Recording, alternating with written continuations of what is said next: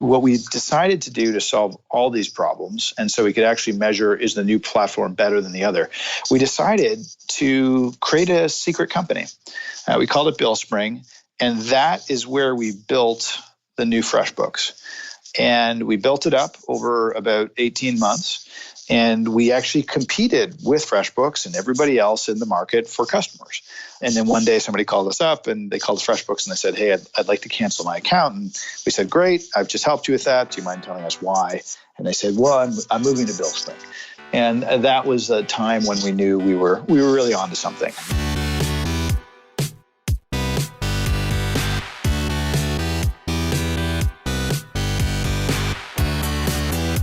You're listening to The Successful Bookkeeper with your host, Michael Palmer.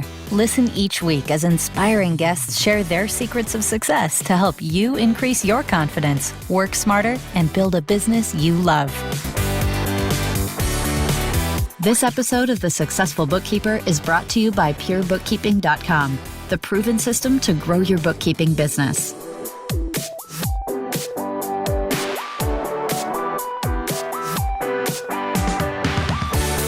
Welcome back to the Successful Bookkeeper podcast. I am your host, Michael Palmer, and today's show is going to be a fantastic one.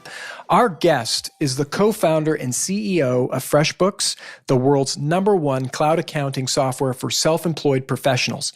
Built in 2003, after he accidentally saved over an invoice, Mike spent 3.5 years growing FreshBooks from his parents' basement. Since then, over 10 million people have used FreshBooks to save time billing and collect billions of dollars. Mike McDerment, welcome to the show. Michael, thank you for having me. Great to be here. It's great to have you. And what an interesting story you have in leading up to where you are today, leading this company. And for those of you that the listeners that maybe don't know you, I'd love to hear a bit of your career path leading up to now.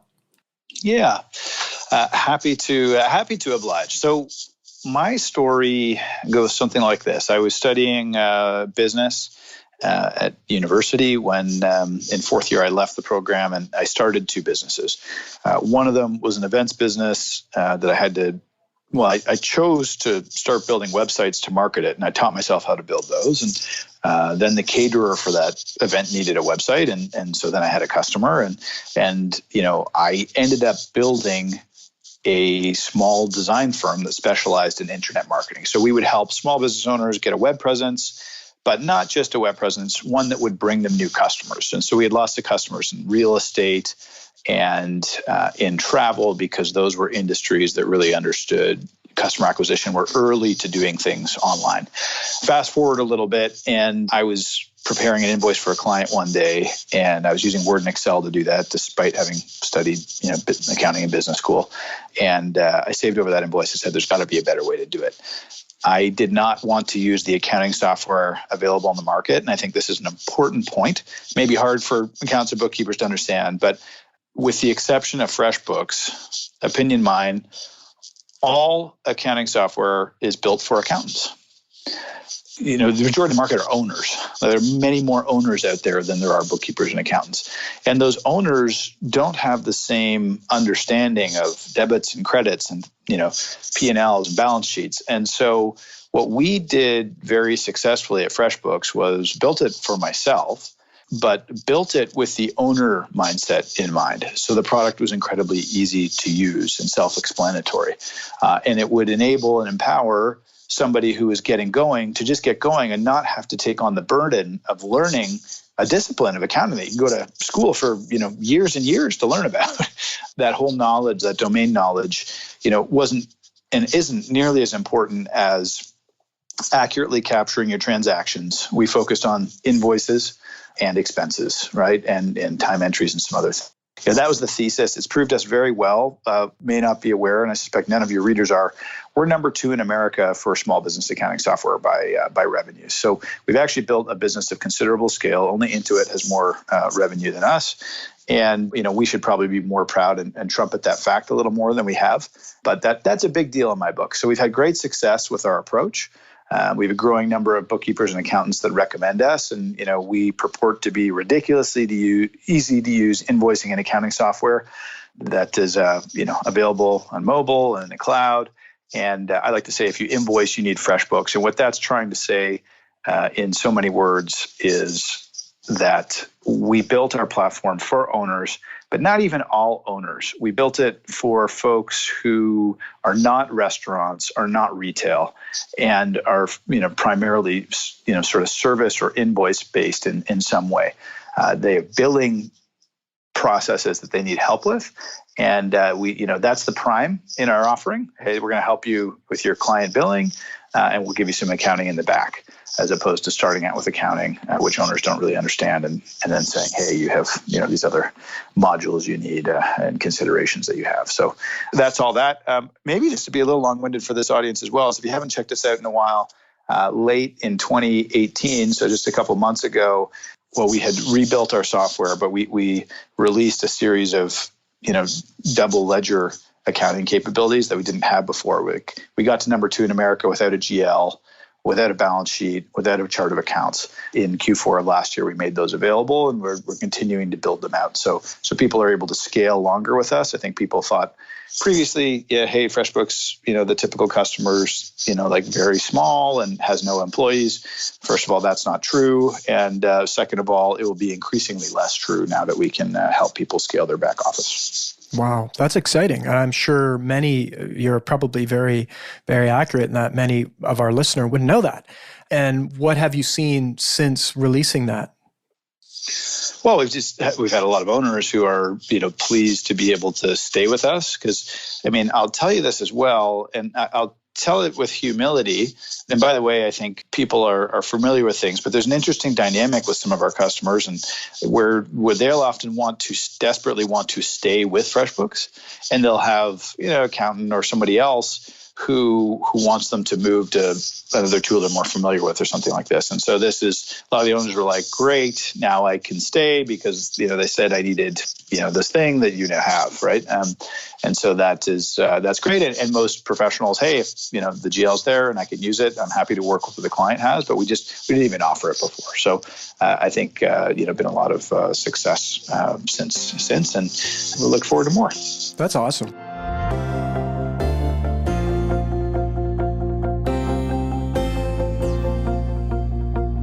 That's exciting. And, it's for the small business, providing something that's working for them. Obviously, if you're the number 2 by revenue in the United States, that's a big deal. It means you've built a really great product that's supporting and helping your customers grow. And so our audience cheers that, I'm sure. But then there would be that, their job is to do the accounting in a certain way according to the rules and the procedures and all that good stuff. So if the tools aren't adequate for what they need, then there's going to be friction. And by all means, you'd never want to send somebody down a road of increased complexity.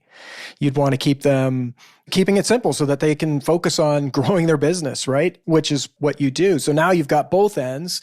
And I'm excited that our audience now gets to hear that.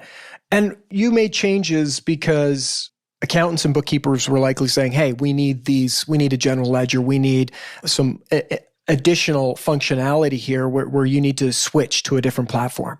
So you've gone and made those changes. If our listeners were those people who made those recommendations in the past, and now it's like, how do they go and learn about the changes you've made and how they can start helping their customers using FreshBooks with this new technology that you've introduced? No, it's a great question. So first of all, you can always drop by our website. I think the other thing that you get if you're recommending FreshBooks to your clients is, an incredible, and I know sometimes people want their clients to come to them, but we offer a lot of customer service as well. And so the upside of that is you can call on it as well. So I would say, hey, please visit our site. There are materials there. Feel free to give us a call. We can walk you through some things.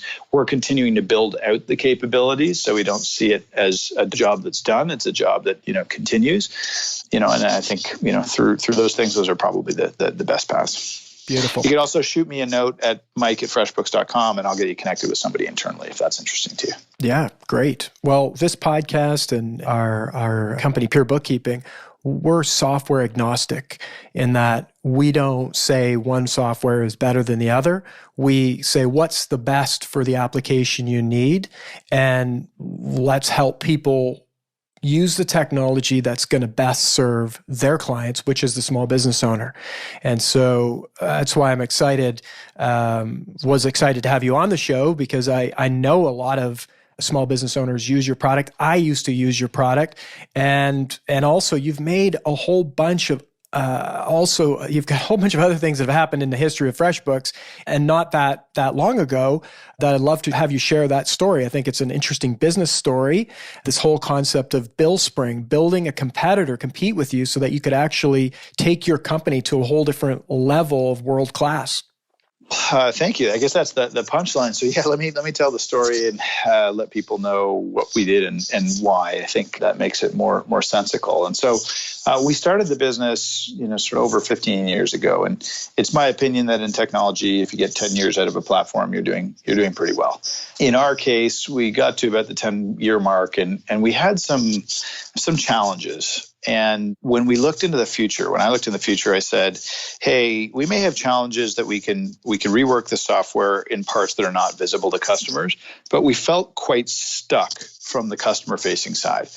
And, our customers loved it. It was very simple. We got a lot of points for that. So all of that was good.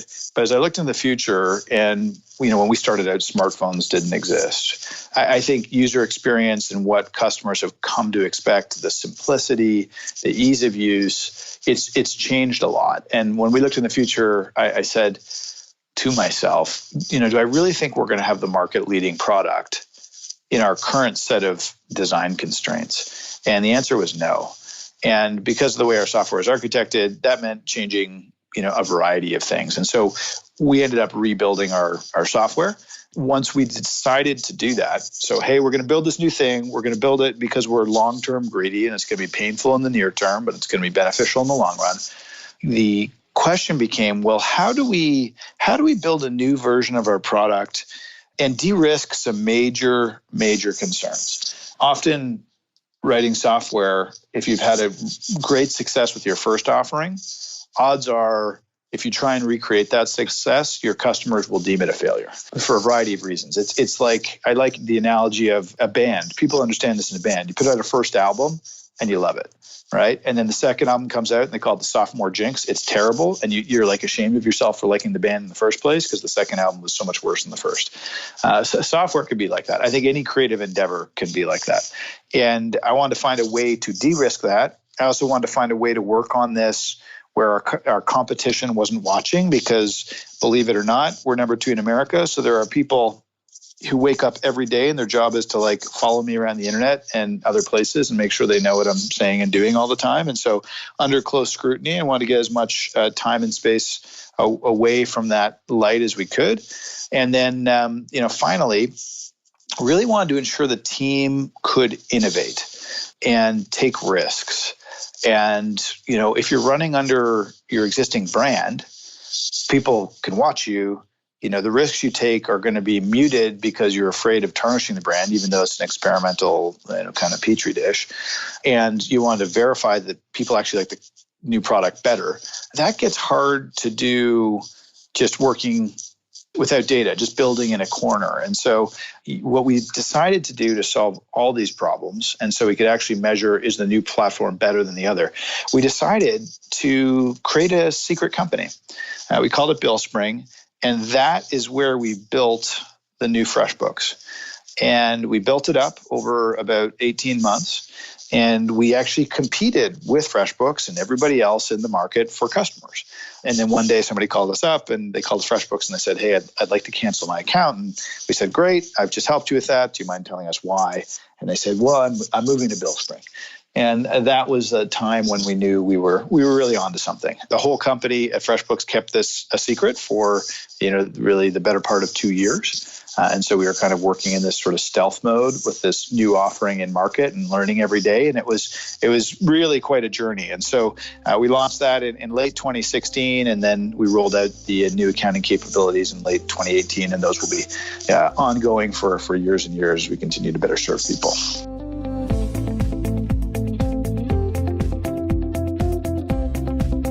Wow. It's an incredible story, and one that in some way I think our listener can appreciate. The times are changing, right? You talked about things changing, and you have to innovate, but yet you don't want to break what you already have. When you were going through this, how did you, as a person that was like, this is unknown, you don't necessarily know what's going to occur. How did you personally deal with this as a business owner? Well, a couple of thoughts. So first of all, I like not knowing where the music's going to stop or what have you. Like, I like that, sort of walking up to the edge of a cliff and jumping off of it and figuring out how I'm going to land on the way down. And that's not everybody's cup of tea, but suffice to say, there was a lot of that with this effort. Like, literally 8 weeks before we launched, the team was like, I don't know if we're going to pull this off, right? So it was down to the wire, and it wasn't just the launch date. It was like, I don't know if we can make it all work. But it all came together, in the end, and very effectively. So it was that kind of a journey. And, for me, that was a lot of fun. And my job became, helping people. There's so much unlearning to do in an organization if you really want to have true innovation. You need to unlearn the ways you've done things before, things that have made you successful. And, my role through this process was, hey, folks, believe, despite the facts, despite where we're at, believe. And by the way, let me help you unlearn that thing that, helped us before that's only going to hold us back now. I did that through sort of question asking and what have you. But it was huge. And then I really credit all the people and the leaders around me who really did, the lion's share of the work. But, we were very supportive, very steadfast in kind of getting to the end. And I think, it would have been easy to kind of fold up our tent along the way. But we just sort of kept believing and kept helping other people believe, sometimes even when we were uncertain. And I think that, again, is just leadership in a challenging time. Well said. You have... The stat that we had was 10 million people have used FreshBooks to save time in their business, in their small business. You probably have a pretty good idea of what a small business owner is dealing with on a day-to-day basis. What have you learned about small business and what they do to be successful that you could pass on to our audience? Great question. It's funny, like I will say the things that have stuck with me that we have learned over the years are things that you learn more talking with people.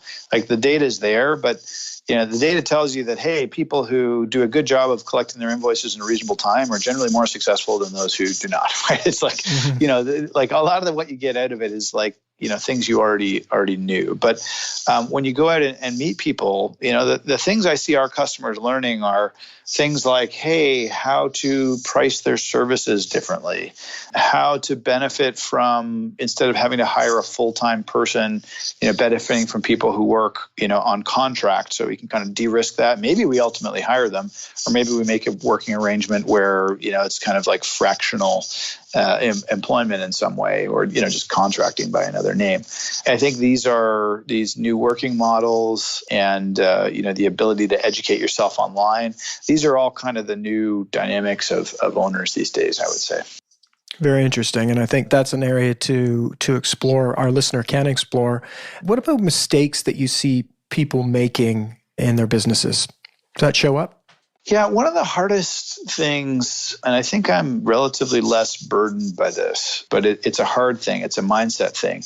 I feel like people sometimes lose the plot on the value of themselves and the value of their time, right? And I'll use the example for me of, something I do. Yes, okay, I'm running an operating company right now and what have you. But, sometimes I have a decision of, should I take the subway or should I take a cab or an Uber or something like that? Sometimes I take the subway. But there are other times when, the cab's going to cost me, so it's like $2.50 to take the subway, and it's going to be $25 to take the cab. But I will take the cab. And the time that I will arrive will be the same. But the reason I take the cab is because in the cab, I can spend 25 minutes getting some stuff done, right, on my phone. And that 25 minutes is worth more than the $25 to me. And so I think that is kind of like life as an owner. You need to understand not just the cost side of your time, but the value side. Because if you can bill out at, and if you're billing by the hour, let's presume you are for simplicity in this argument, that 25 minutes is valuable. Right. And, when I'm subterranean in the subway and my phone doesn't work, I can't be productive. Or maybe it's a phone call I'm going to take. And that 25-minute phone call is more valuable than the other. And so I think that is the sort of job of any owner, is to constantly be aware of where their time is going. And to sometimes, and this is a hard thing, but I find most successful people do this, they will spend money to make money. Like that $25 investment to be able to make that phone call, winds up in either landing a new client or making a project more successful or whatever it is. And so, I think that's the core battle, and it's an internal battle, but it's the battle. I like the way you frame that, though, and I think our audience would benefit from more of that thinking, which is more, this is an expense to this is an investment in my business. And when you're making an investment, there should be an expectation on return on investment. And if you're clear on what that return possibly will be, and it's an exciting return, then it's a great investment to make versus just looking at it as an expense or a cost. And I see that often as well in the conversations I have. It's, the big opportunities, the big leverage come from investing in your business. You also wrote a book, you co-authored a book called Breaking the Time Barrier. Tell us a little bit about that book. Yeah, that book is on a similar and related concept. It's more focused on something I mentioned earlier, which is pricing your services. But the premise of the book is, and its purpose is to help people shift their mindset from billing essentially for time and materials to billing for value. And my guess is a lot of you, if you're not already doing this, are hearing a lot about this concept of billing for value and what is that all about. Value-based billing is, I'd say there's a hierarchy in sort of client billing, and the bottom rung would be time and materials. The middle rung would be project-based, and the highest rung I would say would be value-based. And none of them are quite the same. And so the book helps, and it's kind of a 45-minute read, and it's framed as a fable. It takes one small business owner, in this case a web designer, through a journey from effectively time and materials to value-based billing, and helps them see, helps them understand that their clients are not showing up and hiring them to rent their time.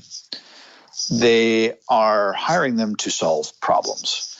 And the problems are, what the clients will ascribe value to. Did you solve my problem or not? And how valuable is you solving that problem to me is really what people are trying to buy. And yet we come at them and say, hey, it's, $25 an hour for my services, or $50 an hour, or whatever it is. And so that's we just get completely offside with that. So the book kind of shows, hey, there's major problems when you bill by the hour. I would say, one of them is, over the years, we get more and more effective at what we do. But when you bill by the hour, it doesn't really bake that in very well. Yes, you can raise your prices, but your experience and your expertise, they don't show up, right? Another thing would be, I don't know about you, but not all my hours are as productive. From 1 hour to the next, my productivity varies quite a bit. When you bill by the hour, there's a presumption that you're equally productive. Sometimes I get a ton done in an hour. Sometimes I can go 4 hours with barely getting anything done. So the hour is not a good measure. And then the final and my favorite one is, when you bill by the hour, you're actually pitting yourself against your client, because you are incented to work more hours. They want you to work less. And so you're just bringing mistrust into the relationship. So value-based pricing's around, establishing, hey, what is it we're trying to accomplish, getting some sense of what it's worth, setting the price, and then everyone's aligned. We know what the deliverable is going to be. We know what the price is. It's a little more evolved than just pure project pricing and how you do it, but that's the journey. And I find it makes for better client relationships. There's actually an opportunity to charge more. I think the way you think about service delivery changes when you start thinking about solving problems as opposed to billing for time. And I think it changes in a way that's very client friendly. So for these reasons and more, there's lots of goodness in there, and I recommend checking the book out.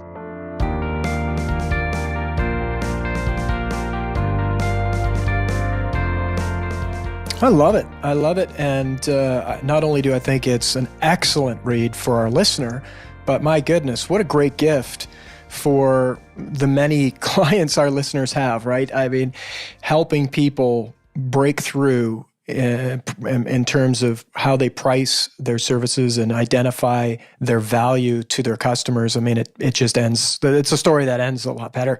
I love it. So we'll definitely have a link to getting where they can get that book. Mike, you also talk a little bit about, to audiences, embracing imposter syndrome. And fear as a founder. Can you share a little bit of that? Because I would imagine that's also something, and it might even tie in with a person's own value and how they price what they do for others in terms of maybe they don't feel completely confident in themselves. Yeah, I think there are some people who are gifted with supreme confidence at all times, despite the facts. and at times I, want to be those people. At times, I probably am less attracted to them. But, that's a certain characteristic. And then there's probably most of us, which, you can get into a situation where, I haven't either done this before, or I'm not certain how to do it. And, you let that creep in and then you start to why would they want to hire me for this? Or should I even take that on, or whatever it is? And, all of that can start to feed into your inner dialogue and be less than supportive. And if you have a critical, mind space, and you're aware of the voice in your head, first of all, and that voice is not always as encouraging as you might like it to be, I think it's you can get to this place where, you feel as though you are not necessarily as successful or capable as those, outside of yourself looking at you may believe. And so, imposter syndrome is really around kind of managing that journey, understanding that everybody goes through it, okay, and that you have a responsibility, I would say, to yourself and for yourself to recognize that everybody goes through this on one level or another. I can't tell you the number of times, when people have been patting me on the back for being so successful, that I have actually felt my least successful on that day. And other times when, I think other people would have cause to doubt, I would see, something else down the road that makes me believe we're very much tracking to the right thing. So yeah, that discrepancy between inner and outer is a thing. And just knowing everyone else goes through it is to be expected, and to sort of accept that and persevere, is what I would like to see. I wish for everyone. Beautiful. I love that. And you're speaking definitely the challenges that I see as well. And you've been there, you've done it. I mean, it's an amazing story that you have in terms of going from being a small business owner to now a person who's serving millions of small business owners with a business that's grown incredibly and seen lots of highs, as well as having to radically change. And the way you've approached it is very inspiring. I know I have so many more questions. I could selfishly start asking questions that I think I would want the answer to more so than our listener. But this has been absolutely excellent, Mike. And I just really, on the behalf of our audience, I would thank you for generously giving us your time, your wisdom, and I hope to have you back. You've written other books. Your product is changing. The world is changing. Technology is changing. There's so much that's happening, and I'd love for our audience to hear how you're tackling it and dealing with it in the world. Michael, thank you very much for having me. Please do drop me a line when you get to that place where you can't find any great people to have in and you need a plug. Anyhow, no, I'd be delighted. And to everybody, I hope you just have a wonderful day and there's something in here of use to you. Definitely. Well, it's been great. And again, thank you. And with that, we wrap another episode of the Successful Bookkeeper podcast. To learn more about today's wonderful guest and to get access to all sorts of valuable free business building resources, you can go to thesuccessfulbookkeeper.com. Until next time, goodbye.